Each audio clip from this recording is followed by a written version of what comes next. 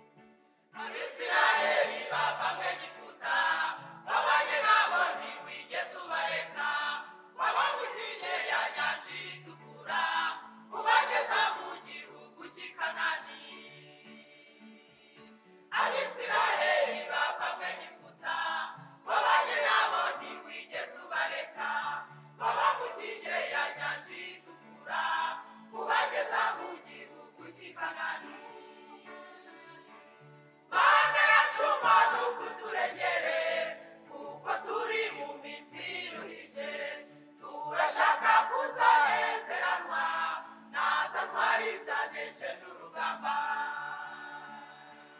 Mana yacu mana ukuturengere kuko turi mu minsi iruhije, turashaka kuzanezeranwa naza ntwari zanesheje urugamba.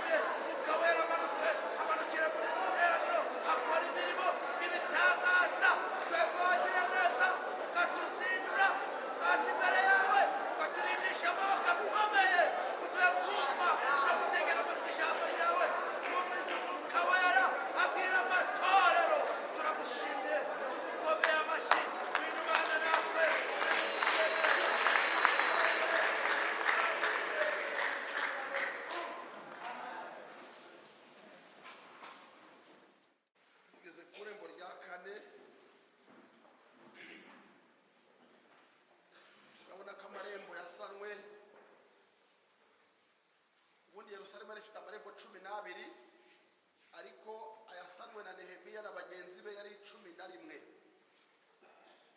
Irindi rya 12 ntabwo rigaragara aha ku rutonde, ariko abahanga ubucukumbuzi bwa Bibiliya bagaragaza yuko irembo rya 12 ryari irembo ry'ubuhanuzi, ubuhanuzi bw'uko iwacu ari mu ijuru, aho dutegereje umukiza kazaza. Rero tugeze ku irembo rya 4, ntabwo yose twayavuga ngo tuyarangize. Mwabonye ko buri rembo turivuga buri munsi, irembo rimwe rifata umunsi. Ngo rero ni ukuvuga ngo andi marembo kugira ngo tube twayavuga ntibishoboka, turavuga aya ngaya, ejo turasoza. Ni ukuvuga ngo ushaka kuba yamenya iby'andi marembo, hari abagiye bagura ibitabo. Cya gitabo nazanye cyitwa ubutunzi buruta izahabu, ubwo nimwe yabisanga. Kadusome ijambo ry'Imana. Irembo rijya mu gikombe risanwa na Hanuni n'abaturage b'i Zanowa, bararyubaka bateraho inzugi zaryo n'ibyuma bizihindira n'ibihindizo byaryo, basa n'igice ya mikono 1000, bageza ku irembo rinyuzwamo imyanda. Mwakira ijambo ry'Imana. Yesu ashimwe. Yesu nashimwe. Se nk'abumva Bibiliya munkurikire tubane maso mu mwanya muto. Murabiza amasaha ya nibaturuka abateye. Ku munsi wa mbere twarebeye hamwe yuko iri shaka rya Isirayeli ririmo gusana amarembo 12 ryari rifite amasezerano akomeye, amasezerano y'uko Imana izarigirira neza. Imana arabwiye ngo nzabagira umutwe sinzabagira umurizo, muzahinga musarure, muzubaka amazu muyabemo, muzabyara abahungu n'abakobwa, muzorora amasho yuzura ibiraro n'imikumbi. Ariko baza guhura n'ikibazo cy'uko batumviye Uwiteka, kandi Imana yari yabahaye isezerano ry'ikigombero cyangwa se promesse conditionnelle. Imana ibishyiraho kondisiyo, ravuga ngo nimwitondere ibi nanjye nzakora ibi, mu yandi magambo nimudakora ibi nanjye sinzabikora. Irangira bakubiswe, barakubitwa by'intangarugero, igisiga cy'urwara rurerure. Nebukadineza yohereza ingabo ze ziyobowe n'umujenerali Nebuzaradani, araza arimbura umurwa. Aho twasanze yuko tugomba kubera amaso amasezerano yacu, yuko kugenda tukagira ubwibone tukavuga ngo Imana yavuganye natwe, dukwiye kumanza twamenya ngo Imana yavuganye natwe gute. Umunsi wa kabiri twareye hamwe irembo ry'intama. Twasanze ko ari irembo ry'agakiza, kandi irembo ry'intama tubona yuko Yesu Kristo ari we ntama w'Imana, niwe mwana w'intama wa Pasika watambwe. Tugomba kumurya wese. Rero Yesu, ikibazo dufite, abantu muri iyi minsi ntabwo bakirya umwana w'intama wese, baramurya bagasigaza amaguru, abandi bakamurya bagasigaza amaso. Ariko ijambo ry'Imana mu gitabo cyo Kuva, ubwo Mose yategeka Abisirayeli kurya umwana w'intama wa Pasika, yarabwiye ngo muzamurye wese, ntihazagire ikintu na kimwe cyo gutabwa, habe n'indurwe. Bagombaga kuyirya nubwo isharira. Uzabireba uzasanga hari abantu bariye Yesu, ariko barangije basigaza amaso. Ku bagabo uzabibona abona inkumi ari umurokore rwose, ari umukirisitu, ariko akurikiza inkumi amaso. Burya yariye Yesu asigaza amaso, kuko wariye amaso ya Yesu, amaso afite control. Haleluya. Uzabibona uwariye Yesu agasigaza ibirenge, uwo nguwo araza akaba ingwiza murongo mu rusengero, ntiwamutuma ngo ajya kuvugira Yesu. Amaguru ni ibirenge bizanye inkuru nziza. Ukaza ukicara gusa akaba ingwiza murongo. Uzabona uwariye Yesu agasigaza umunwa, uwo nguwo uzahura nawe ari umukirisitu, ariko amagambo yaramurenze mudomo. hari ikibazo. Kadukomeze. Umunsi wa kabiri twavugiye hamwe irembo ry'amafi. Iryo ni irembo ry'ivugabutumwa. Iyo Yesu aguhaye agakiza arakubwira ngo genda mu mahanga yose. Irembo twarebye umunsi w'ejo hashize ni irembo rya kera risobanura irembo ry'umurage. Twarebye neza inkuru z'umugabo witwa Naboti na Habu, ukuntu Naboti yarengeye uruzabibu akanga kurutanga nubwo bari bamuhaye ibiguzi byinshi. Uyu munsi rero reka turebere hamwe irembo ryo mu gikombe. Iri rembo ryo mu gikombe rigira amazina menshi, ariko muri ayo ngayo ni irembo ryo gucishwa bugufi. Buri mukristo wese hava akagera asabwe guca bugufi. Iyo udaciye bugufi uri umunyabugingo, uri umwana w'ubugingo, byanze bikunze Imana iriyaranja ikagucisha bugufi. Kandi ntumbaze ngo ibigenza gute, ntiyavuga uko ibigenza. Buri muntu wese Imana ifite ahantu yakora ugaca bugufi. Yesu nashimwe. Umva, Imana ifite urufunguzo rwawe uhereye mu bwaro bw'ikirenge ukagera mu gitwari. Ifite ahantu wakora. Yakobo we byari byarananiranye, byari byaranze. Marayika w'Uwiteka araza mu gitondo mu museso aravuga ati umva rero Yakobo ndagushaka nk'umukozi wanjye, ariko ndabona warananiranye. Muri iki gitondo rero ndagira ngo uhinduke igikoresho cyanjye nishimire. Araza akora ku munsi wa hehe kujonga, aremera biremera. Yesu afite ahantu yakora. Yesu afite ahantu yakora. Afite ahantu yakora bikemera. Haleluya. Iri rembo ryitwa nanone irembo ry'igicucu cy'urupfu. Dawidi niwe wakundaga kuvuga iryo jambo muri Zaburi ya 23. Yaravuze ngo Uwiteka niwe mwungeri wanjye sinzakena. Nabamukandagira aryamisha mu cyanya cy'ubwatsi bubisi, akajyana iruhande rw'amazi adasuma. Yarangiza agasubiza najya mu bugingo bwanjye, akajya abona inzira yo gukiranuka ku bw'izina rye. Ageze hepfo aravuga ngo naho nanyura mu gikombe cy'igicucu cy'urupfu, aha yakundaga kuhanyura, ariko ngiyo yahanyuraga ngo nta kibi cyose yajyaga atinya. Kuko aha hari igikombe cy'igicucu cy'urupfu, hari abantu benshi bahagwaga, habagamo ibisambo, hakabona inyamaswa z'inkazi. N'abanzi ba Isirayeli bajyaga bahubikira bakica abantu. Ariko Dawidi we kuko arazi ko Uwiteka we mwungeri we, yagendaga rwose afite confidence. Haleluya. Ni umuntu ufite Imana ntatinya igikombe cy'igicucu cy'urupfu. Iki gikombe cyangwa se muri rirembo abanzi ba Isirayeli cyangwa Satani, iyo tuvuga ibintu bya kera ni ukuvuga ngo n'ubu ngubu biriho, ko tugomba gusana amarembo y'itorero. Aya marembo yari yubatse Yerusalemu yashushanyaga amarembo 12 agize itorero ry'Imana. Sinzi irembo uri uyu munsi wa none, sinzi irembo ryawe ryasenyutse iryo ari ryo, ariko muri iki cyumweru watangiye kubona irembo ryawe uko rihagaze. Wabonye irembo ry'itorero uko rimeze, cyane ko na Nehemiya yarabivuga ngo ntimureba ko twabaye igitutsi, ntimureba ko tumeze nabi. Muri irembo abanzi bajyaga batera Isirayeli bakundaga kuza kurigererezamo, bakaza bakarifunga. Kubera iki? Ryari irembo abaturage cyangwa se abari batuye mu rwa Yerusalemu bajyaga basohokeramo bagiye mu mirima. Beneda umuntu wafunze akayira kajya mu murima, Abanyarwanda baciye umugani ngo aka kayira kasiba twagira gute? Icyo gisakuzo ni gisakuzo bacicaga ngo iki? Hagira udusubiza akayira kajya aka kayira kasiba twagira gute? Unatubwira ngo igisubizo ngo ni akayira kajya hehe? Abisirayeli rero Satani yari yarabigiye strategy. Aduyi yarazaga yagera Yerusalemu akavuga ati nta kiri turi bukore, turafunga iyi nzira ijya hehe?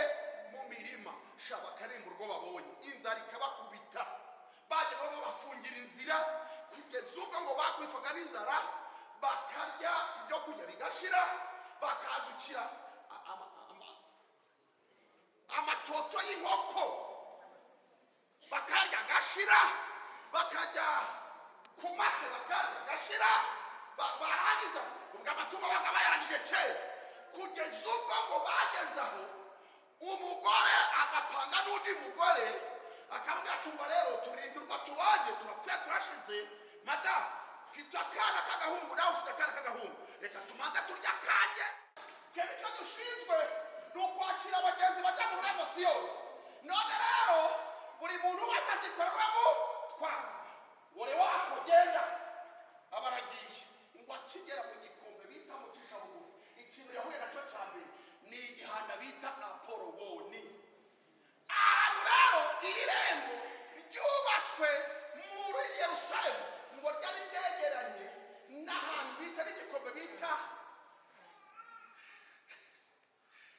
ni ukuvuga murabona yuko tujya tuvuga ngo gihenomu mujya muyumva iyataba amaraso ya yesu iyataba amaraso ya yesu iyataba amaraso ya yesu gihenomu muvuga gihenomu ntabwo muzi ibyanyu ni ukuvuga ngo kuri yerusalemu hirya yaho habaga irembo ry'imyanda irembo ry'imyanda risobanura irembo ryo kwihana kandi iyo wihanye umwanda bajyana he muri pube ariko ntabwo barekera muri pube bafata puberi bakajyana hehe hahandi hakurya induba niho kuko twavuga induba ya kigali noneho hirya ya nduba ku herezo rya nduba habagaho ahantu hitwa hinomu ariho havuye ijambo gihenomu aho hantu muri hinomu habagamo umuriro utazima niwo wa wundi yesu yavuze ngo habamo urujyo ngo ruhora rurya ntiruhage aha rero ni ukuvuga ngo iyi gihenomu iyo umuntu ari muri irembo ryo gucishwa bugufi iyo umuntu ari mu gikombe mu yandi magambo reka tuvuge ijambo rimwe iyo uri mu bigeragezo uba uri mu kibaya mu gikombe iri rembo ngo ryari ribangikanye n'ahantu hahoraga hacanye umuriro hitwa hinomu cyangwa se gihenomu kugira ngo mubyumve neza mu yandi magambo iyo uri mu gikombe iyo uri muri mucishwa bugufi uba wegereye ikuzimu uba wegereye ikuzimu twihute uri mu bigeragezo uyu munsi wa none uri mu ntambara ntabwo uzi uko ubigenza uri mu gikombe mucishwa bugufi ahangaha rero aporowoni araza agatanga amababa nk'ayiswa yarangiza agakubarara hejuru yarangiza agafata amacumu n'uducumu agakurasa urufaya kugira ngo kwizera kwawe gucogore wibuke mu kirisito ko byamugendekeye ngo ararwana pe arakukuza ariko ngo sinzi ukuntu ngo yahindukiye ari kurwana ayiwe kuriko bijya bitugendekera ngo abaguye ukubiri hasi avuye hasi ngo agukubire n'inkota bisobanura ijambo ry'Imana iyo uri muri icyo gikombe rero ugasiga ijambo ry'Imana uba wegereye gihenomu ngo yamutanzeho amababa ngo agiye kumuhorahoza ngo tsinze ukuntu ngo cyazamutse hejuru cya porowoni ngo gifatanye imyambi n'amacumu ngo kije guhorahoza mu kirisito tsinze ukuntu ngo yikunkumuye ngo arangije agarambura ukuboko haleluya n'abasingiye ya nkota ubundi ukuboko bisobanura kwizera bisobanura imbaraga z'Imana yazamuye kwizera arambuye kwizera ko kuzamuye aba yongeye gufata igipimo k'ijambo ngafata ya nkota ngo cya kintu kiraza cya parawoni ngo gihagaze hejuru ye ngo arakitegura kuko yasubiranye ijambo ry'Imana ngo baragitikuye ngo kirangije ngo kibe kiragonze ngo gutaka kwacu ngo keretse umuntu wari aho ngaho ngo rero wabivuga ngo cyarangije ngo kibe gitaza ngo bakiravuga kiragenda. Aho rero niho murokore mu Kristo yavuze ngo yewe wa mwanzi we winyishima hejuru naho ntabwo nzagira gute zabyuka. Haleluya. Yobu ni urugero rw'isi rw'umuntu wabaye mu gikombe. Yobu yarantangaje mu bantu bavuga muri Bibiliya. Buriya Bibiliya ntivuga ngo umuntu yari umukire, yawemera ko yari umukire. Iyo bari mu bantu bavuga yuko babayeho mu bakire, yaba n'abariho ubu ngubu n'abazaba abagwa mu bakire babayeho ku isi. Nawe ibaza umuntu wari utunze ingamiya y'ibihumbi 3. Abahanga bavuga yuko agaciro k'ingamiya imwe kari ingamiya yari ifite agaciro kangana na kavewiti y'uyu munsi. Imodoka ya kavewiti murayizi, burya zigura miliyoni guhera kuri 80 gusubiza hejuru. Ibaze noneho umugabo wari ufite ingamiya y'ibihumbi 3. Ni ukuvuga ngo kwa Yobu iwe hariho parikingi ya vewiti ibihumbi bingahe? Ibihumbi 3. Yobu uyu mugabo yari umukire, ntabwo yari umukire barega, yari umukire ariko gakubaha Imana. Sifa za Mungu. Ngo abana be ngo bajyaga bajya mu kirori ahantu mwumva neza mukureho n'isumo. Ngo bajyaga bajya mu kirori abana be, abana bande ngo musubire iwanyu mwumva mureba abana bawe. Mugabo rero abana bawe ibirori bajya bajyamo. Mugore rero abana bawe ibirori bajya bajyamo.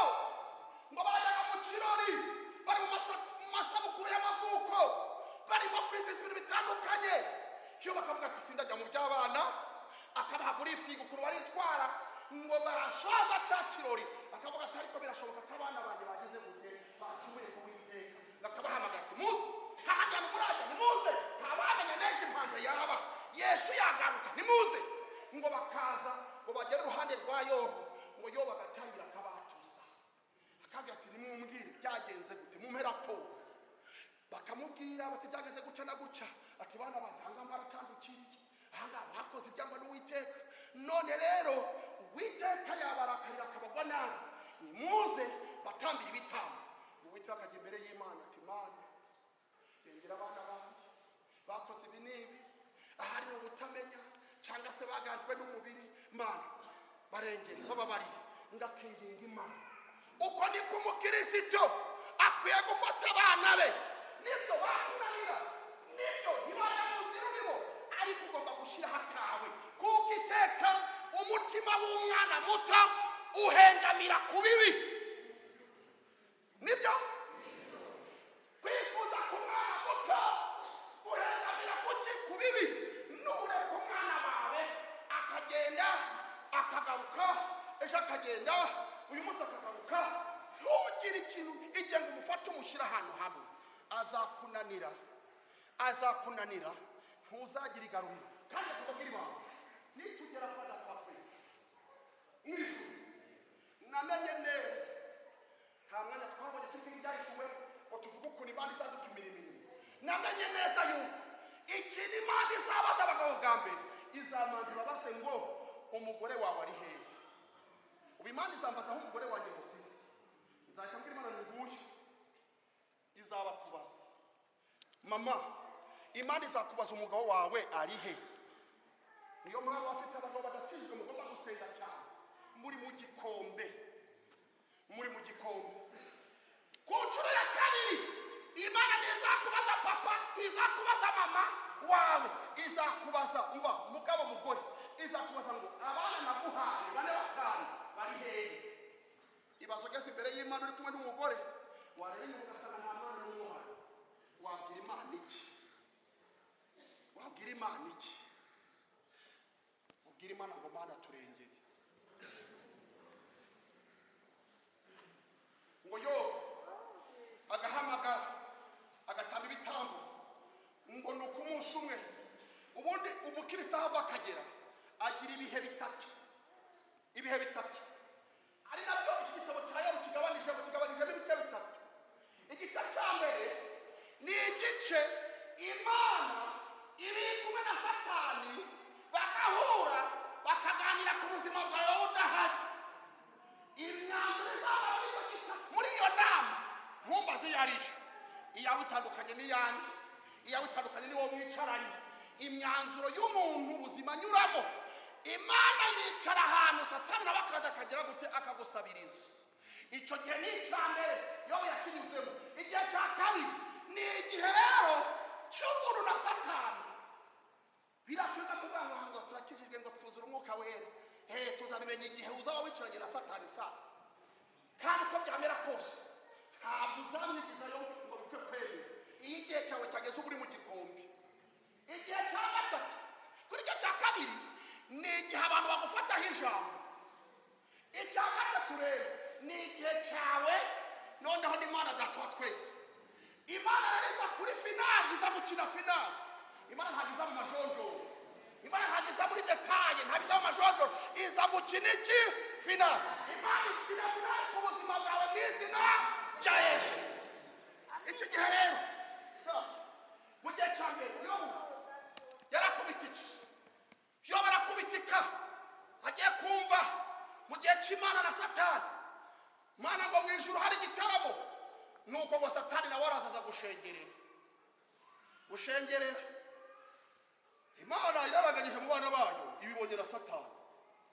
Ati Satani, ahangaha uje gukora iki? Uvuye hehe ukajya hehe? Ariko nawe rwose Imana nawe urasetse. Tuvuye mu isi no kuyizerera. Hari igihe uhura n'umurokore akakubwira ngo avuye kuzerera mu isi. Hazerera Satani. Icyo bita kuzerera mu gifaransa byita erre. Donc voyage sans but, urugendo rutagira intego. Ariko Satani ni igice yanuka avuga gutyo ntabwo apfa kugenda, ko yamenye ko se Yobu akiranukira Imana. Ariko agashaka impamvu. Imana iti none kuvuye gusira kwizereramo babonye umugaragu wanjye Yobu ataha yabuzwa n'igise kukuba. Nawe wamugiriye neza. Reba nawe umuntu ufite vewiti 3,000, reba ingamiya, reba indogobe, reba intama. Ariko buriya Mana umumaye gatoya mbese mapase gato mwere ku muntu, nuko Satani ajya agenda ashaka kurega ku Mana. Mapase gato mudakere, mukureho kava, mukureho uburinzi umumbi. Yeba uramukwaga uvanga arakubaha Mana, mumpereze gato. Ni ujya kubona ukabona wageze mu nzu y'umusore muri babiri mwenyine. Aho rero tuzamenya kuri umurokore. Sinababwiye ejo bundi kapito y'ibyaha. Mumega turamugabo uvuga ngo arakubaha. Mupase Mana, mupase mbareke, mumpe gato. Imana iti ngaho genda. Satani akaza akanyanyagiza ubutunzi. Turiko waruzi ko Satani ajya anyanyagiza, nawe ukajya inyuma ugatoragura. Imana ikareba ko wahindukira ukagaruka muri nibature igahera ugatoragura. Imana ikareba ko uzagaruka ku cyumweru igahera ugatoragura. Imana igacura ko uzagaruka mu masengesho y'iminsi 2 igahera. Ye baba we Satani bagize gutewe yagusabye. Turi kumariko turi kwiga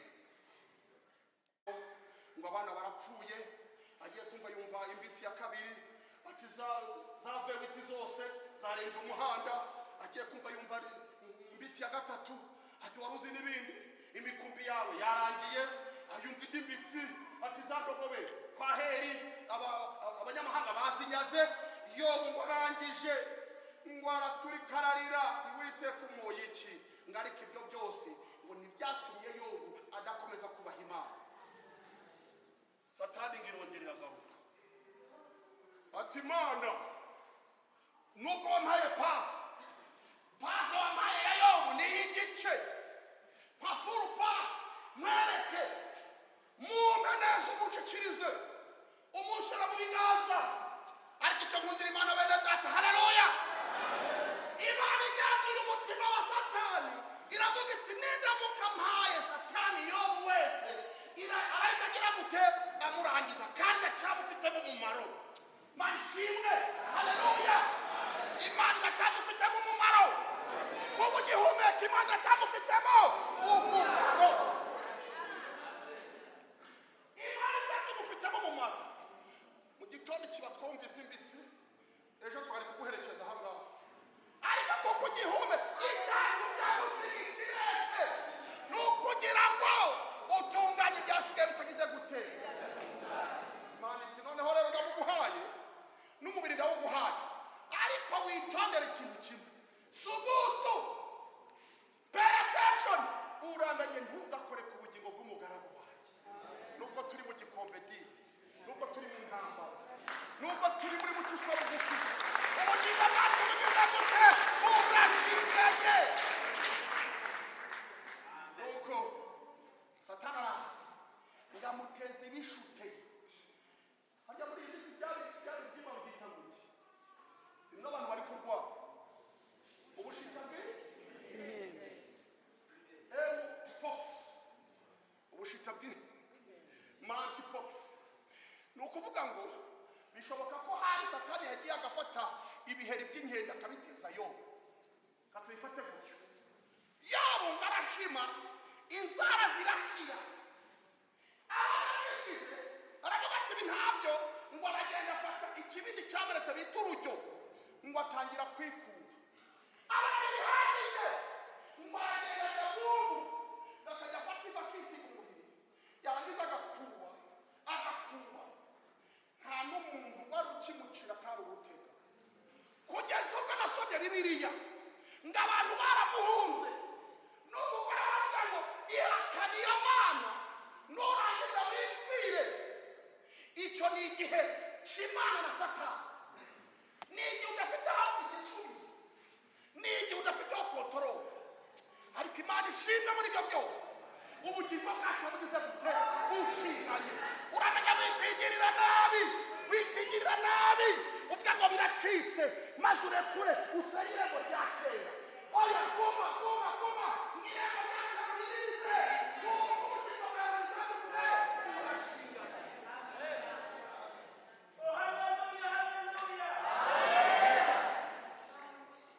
Dufashe abantu barahemutse, muri irembo barahemutse, kandi ishaka hegereye Gehinomu. Abo mwatangiranye muri bose bari hehe? Aho mwarimbanaga bari hehe? Aho mwavuganye ubutumwa bari hehe? Gehinomu yarabamize.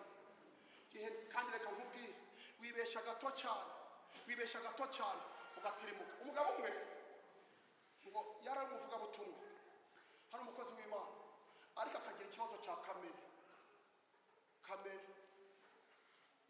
Muri ibyo aravuga ngo misemo guhora ngira gute dukizwa buri munsi. Niba hari akasigaye n'uyu munsi ubwira Imana uti Imana misemo kugira gute. Ngo arangije gahura n'umugabo wo muri dini, nuko reka ndeke kurivuga, reka nditsinde nzabafunga. Siko umunyarwanda yavuze. Ngo arangije undi araza aravuga ati ariko murokore nawe atugira ibikabyo, ntabwo bajya babibabwira, atari kugira ibikabyo, atugora nawe kugira ngo uramarokore, atari ko ndi umurokore. Yabaye nkaho kuko bavuze ngo uratukana, atari ko bunirukana gute muzi uko yabigejeje se. Ati reka da, none atangira kumushotora. Satani ntabakuru, aramushotora. Arangije atumva rero, ati muroko, ati ubu ngubu nubwo uvuga ngo uri umurokore, ati ubu nkwegereye wantera igipfunsi, ati ahubwo yaba ari gakeya, ati kibuna kurangira. Nari kukugumanura rimwe gusa, kuko niri gatumwa.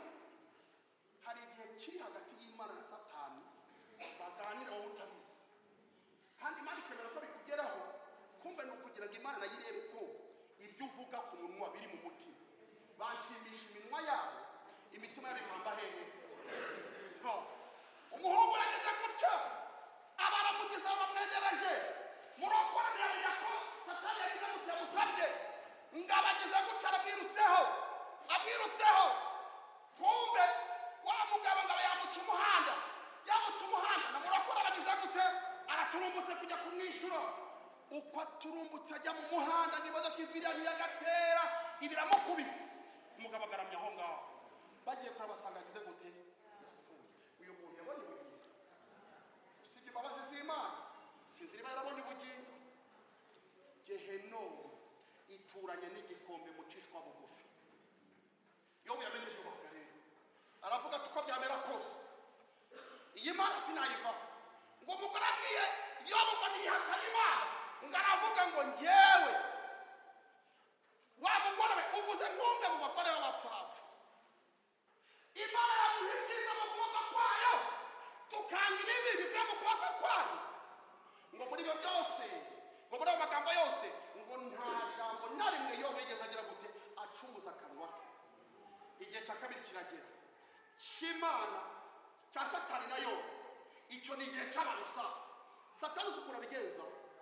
aguteza abafana be iyo uri umukobwa wagumiwe agakoresha iryo jambo urabizi iyo umaze imyaka 30 aravuga ngo yataranitse tarantanga arataranitse disi aguteza abafana kugira ngo bakwibutse yuko ushaje ntureba ko mwabyariye mwamuciye rimwe abamungana bamaze kubyara kabiri ubwo agahita kohereza umufana w'iki w'umusore gipagani kikaza kuko bazizina ariko buriya rero nubwo ari umupagani nubwo ari uwo muri iri dini nzamuhindura warangiza ukagira gute ukagenda uzamuhindura mama wawe kutamuhindurira niko papa kutaramuhindura mani turehekere ariko amasaha mu gitondo mwana yacu Yesu ashimwe katwegera umusozo haleluya Yobu ugiye cya kabiri reka mvuga nihuta ngo akigezemo yewe yahabiye urwaje ngo nuko inshuti ze igihe cy'abantu na Yobu yari afite inshuti eshatu z'ingenzi harimo uwitwa Birudadi hakaba Elifazi na Zofa ngo baraza ngo bagitubuka nkiriya ngo babonera Yobu kure babona ukuntu yahindanye babona ukuntu ari kwishimisha urujyo babona ivu ryuzuye mu mutwe umugabo wari igishongore wari inyamibwa umurindi yaravuze ngo iyo wari mugabwa mbere ikigeragezo kikwambura ijambo ugahindukirwa wari umugabwa mbere disi bakakwima intebe kandi warabaga wageraga ahantu bakagira gutya bati bakakwima intebe batajya kuguciraho imigani atubwira nawe uravuga ngo wari amagabo no mu rugo bakwambura ijambo uraza ukikoca uhita utangira iyo uri umugabo utangira kwimwa no kwipapa kandi buriya abagabo duteye nk'abana dukunda Kenya iyo wahombye warageze muri iki gikombe nta cyubahiro wongera kugera mu rugo uvuga wihomba kugira ngo bidasandara nuko Yobu atangiye guha ijambo ngo bageze hariya baramwitegereza ngo baraza baramwegera umva tega amatwi ngo baramwegeye ariko mujye musoma muzi ijambo muryuze riraryoha rimeze nk'ubuki sifa za Mungu ngo bamara iminsi 7 iminsi ingana nta muntu n'umuhungu yakaruka baraceceka bacecetse Yobu bageze mu gice cya 7 cya Yobu avuga amagambo akomeye aravuga ngo mbese ubu mwaje kundamira namwe ntimugasekwe ubu se kumariye iki buriya umuntu ari mu bigeragezo arije uzana n'umuvuga butumwa uri mu bigeragezo avuga n'umushiha hari wagiye kubwiriza ari mu kigeragezo ateye haleluya ntibanyikiriza ateye akabiri baranga arangije ngo haleluya ski burya ntabwo ari we yabanaga muri kumutetaho atuga mwaje muhaze niyo mpamvu uzacunga hari igihe ugera ku bantu bahaze bavuga ngo haleluya wabwira umurokore bahaze ngo haleluya hagira ngo hayi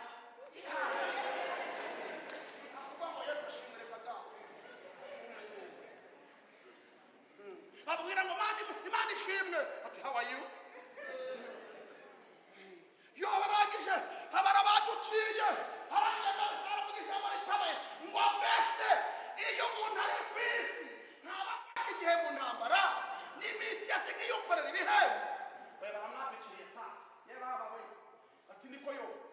ubundi dusobanurire ibi bintu biba ni ibiki, ndi mu biki?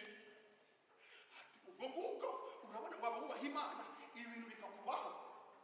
Erega data reka mbabwire, uzi n'impamvu dufite igisuzuguriro ni uko tukiri mu gikombe.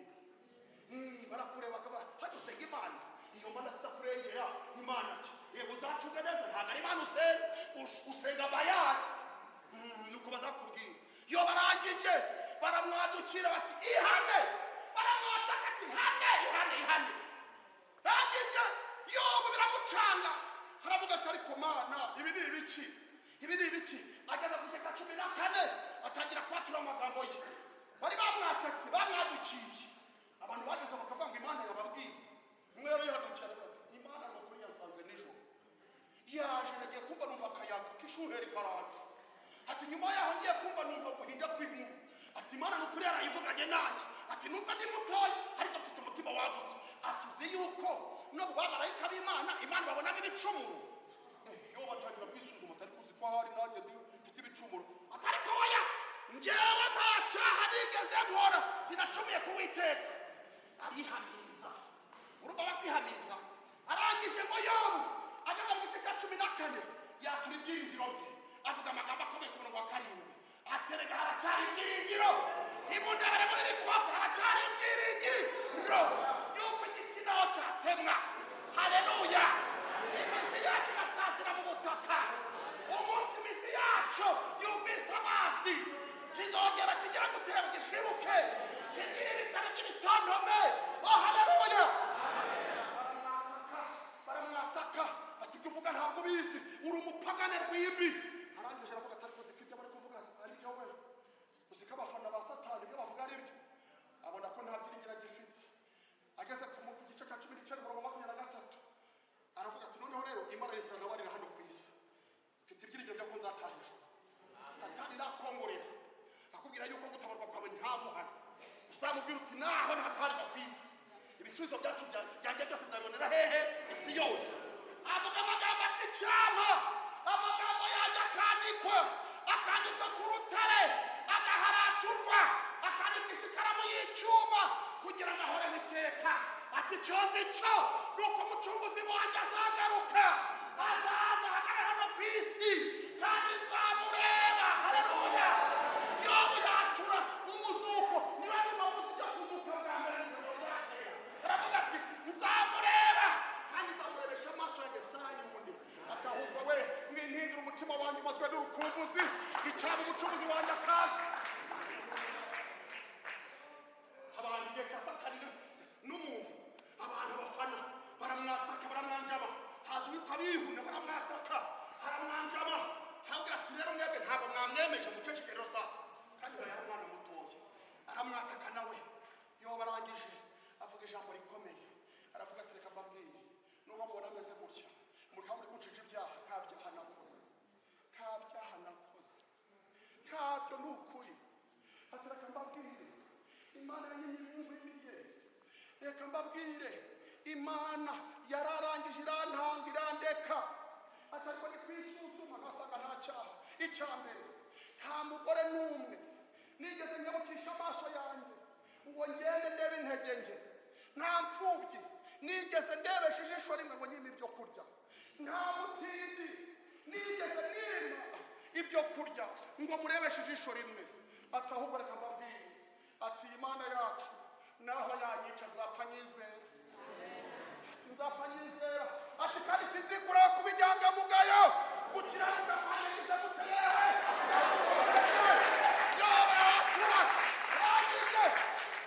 Aravuga ati aho bigereye ntacyo nagera kuvugana namwe, muceceke. Muceceke amagambo y'abantu, muceceke. Uhereye ni muceceke, ntihagire umuntu wongera kuvuga. Icya mbere, ndashaka Imana yo yanyimye ibinkwiriye, ndashaka guhurira nayo. Sifa za Mungu. Urumva mu gikombe urimo watumira Imana ikaburana nawe. Tujye gusenga.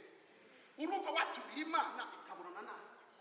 Aravuga ati Imana njyewe niyizi n'umutima wanjye, ndayitumiye nize tujye mu rukiko kandi nyemereye navo. Abwira Imana ngo nize baburane izane n'umwavoka, muze gusoma neza ijambo.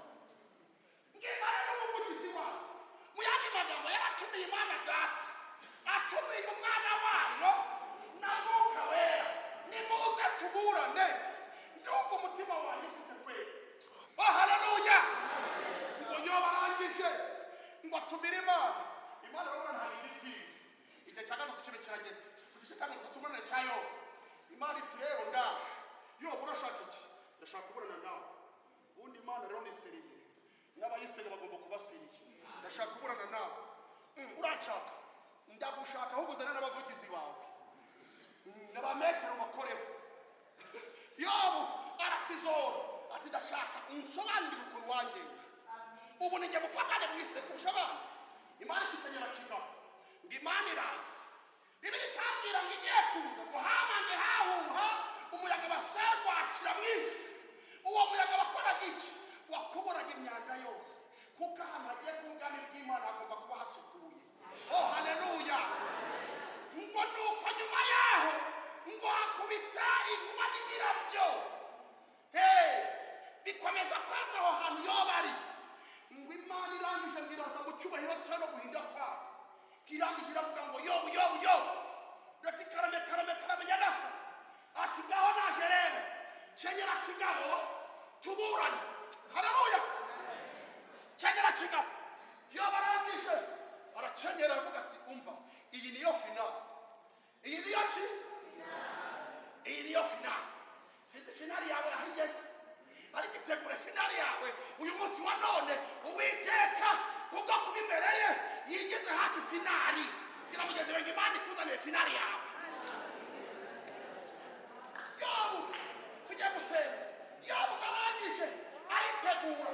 Haravuga ati iyi Mana ntabwo icika. Abera nka Yakobo ati ntabwo ngurekura utamaye iki umugisha. Ngo Yobu arakenyera. Imana itangira kumuhata ibibazo. Imuhata ibibazo 70. Icyambere ndamubwira ngo niko niba uri umuhanga niba uri umunyabwenge subiza. Igihe nababaga ijuru nkadendeza inyanja ubutaka nabuhingabano wari uri hehe? Niba wari uhari ngaho mbwira uko nabigenje. Igihe namanikaga ijuru narangiza nkaribamba njyenyine ntawe umfashije. Niba wari uhari wari hehe? Nabigenjeje nsubize. Yobu afunga umuntu. Imukubita ikibazo cya kabiri ati niko mbwira wambwira igihe amasho yo mu ishyamba atwitira n'igihe abyaye. Ese ko nta santere rwose batagira buriya avurwa nani? Ko nta baganga bazibyaza abyazwa nani? Yobu arera hasi. Ibere irambwira ngo Imana yabajije Yobu ibibazo 70. Icyo bita main questions. Ibibazo 70 by'ibanze. Yobu ati Imana izajya bita supesiyo. Ibyo ungirije ibibazo binini. Urabaha ibibazo binini n'ibitoya. Imukubita supesiyo 30. Bireba ibibazo 100. Irarega ati ntabwo wari wemera Yobu we.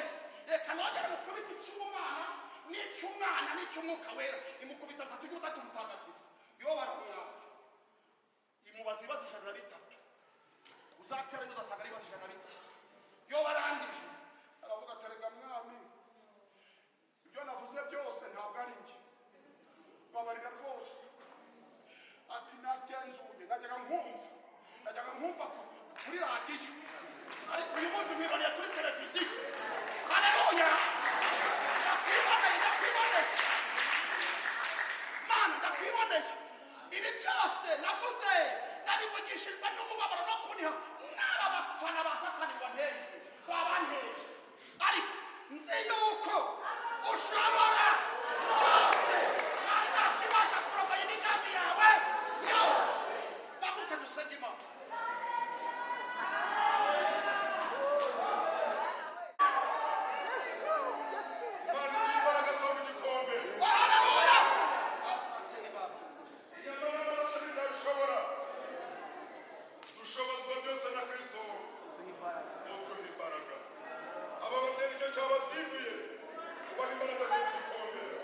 Aba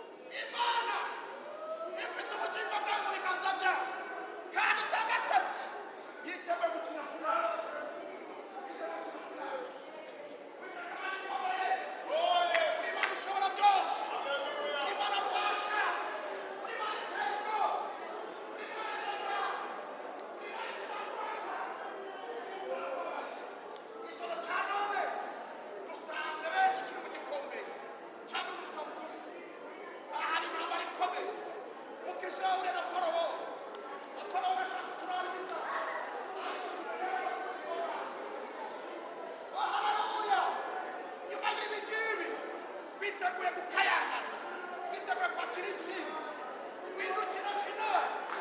Finale ni yawe. Shoboza abantu, shoboza uyu mubyeyi, shoboza uyu mugabo, shoboza uyu mugore, barengera nk'Imana.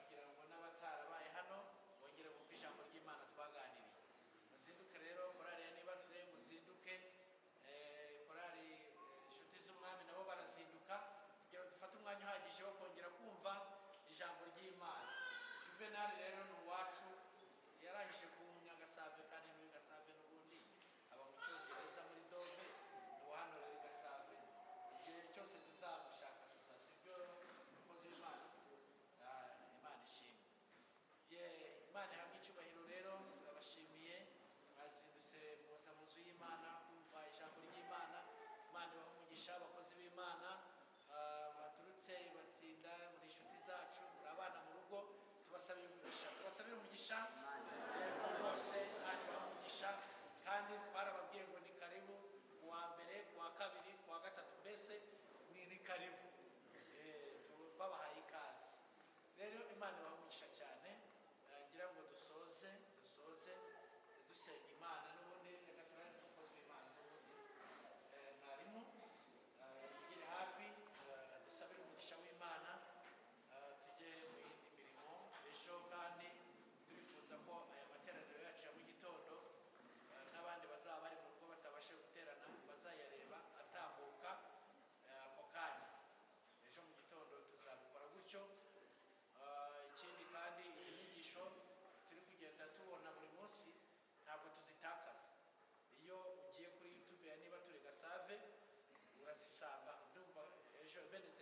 tuzazibona yego ejo tuzazibona wakongera ugakurikira kino cyigisho aho kugira ngo ujye kureba bakanyobya bya binyamakuru bidafite umumaro bababeshya wakwiyumvira ijambo ry'Imana.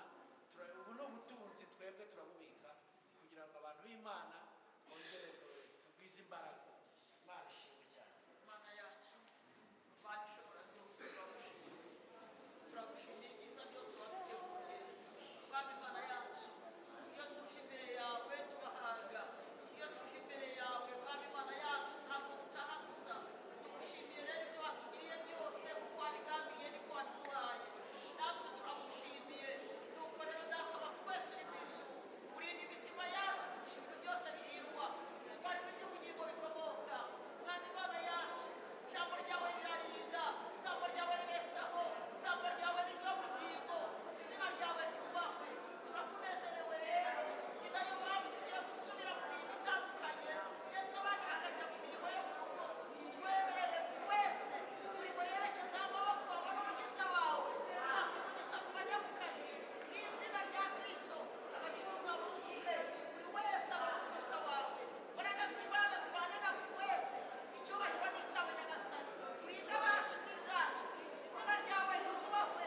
Mana yacu, waravuze ngo gusaba k'urwacu ariko gukora kwawe, ni nayo mpamvu dutanga ibyiringiro byo gukora kwawe.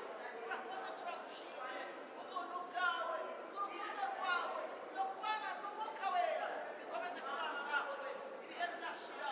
Turushaho kutugirira umugisha, abarwayi bakize, abafite ibibazo babere igisubizo, kuko ari wowe igisubizo cy'ibibazo byacu. Urakoze Mana, turagushimiye, tubisabye mu izina rya Kristo Yesu, amen. Abashyitsi bacu bagume aho ngaho mwe muretse kugenda mesaje